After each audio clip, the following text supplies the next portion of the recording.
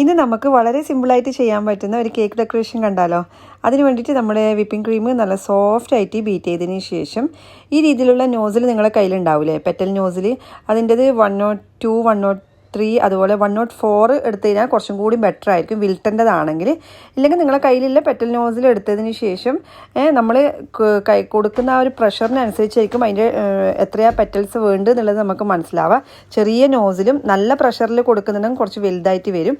അല്ല, ചെറിയ നോസിൽ വെച്ചിട്ട് ചെറിയ പ്രഷറിലാണ് കൊടുക്കുന്നതെങ്കിൽ നമുക്കൊരു 8-10 പെറ്റൽസൊക്കെ ഉണ്ടാക്കേണ്ടി വരും. എന്നിട്ട് അതിന് ശേഷം അതിൻ്റെ സെൻട്രലായിട്ട് നമ്മളൊരു ക്രീമിൽ യെല്ലോ കളർ കൊടുത്തിട്ട് അതിൻ്റെ ഡോട്ട് ഇട്ട് കൊടുത്തു കഴിഞ്ഞാൽ നമുക്ക് സിമ്പിളായിട്ട് ഉണ്ടാക്കാൻ പറ്റുന്ന ഡെയ്സി ഫ്ലവേഴ്സ് ഇവിടെ റെഡിയായി.